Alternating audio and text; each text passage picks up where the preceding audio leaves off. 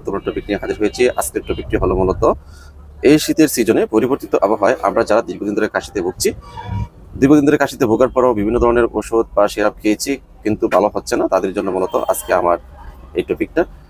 আমার হাতেই দেখতে পারতেছেন একটি আইবি কফ নামে একটি সিরাপ রয়েছে। এই সিরাপটি মূলত এরিস্ট্রি ফার্মা লিমিটেড আপনাকে প্রোভাইড করে থাকবে। এই সিরাপটি যদি আপনারা খান, যারা দীর্ঘদিন ধরে কাশিতে ভুগছেন বা সাথে হালকা শ্বাসকষ্ট রয়েছে, তারা উপকৃত হবেন। তো ভিউয়ার্স, সিরাপটির ডোজ বলে দিচ্ছি।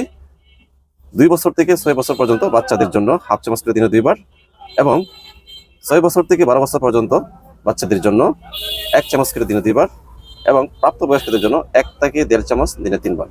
আপনারা যদি এই সিরাপটি নিয়মিত গ্রহণ করতে পারেন, আশা করি আপনারা উপকৃত হবেন এবং এই কাশির হাত থেকে মুক্ত হবেন ইনশাআল্লাহ। ধন্যবাদ সবাইকে। গুরুত্বপূর্ণ টপিক নিয়ে হাজির হয়েছি। আজকের টপিকটি হলো মূলত এই শীতের সিজনে পরিবর্তিত আবহাওয়ায় আমরা যারা দীর্ঘদিন ধরে কাশিতে ভুগছি, দীর্ঘদিন ধরে কাশিতে ভোগার পরও বিভিন্ন ধরনের ওষুধ বা সিরাপ খেয়েছি কিন্তু ভালো হচ্ছে না, তাদের জন্য মূলত আজকে আমার এই টপিকটা।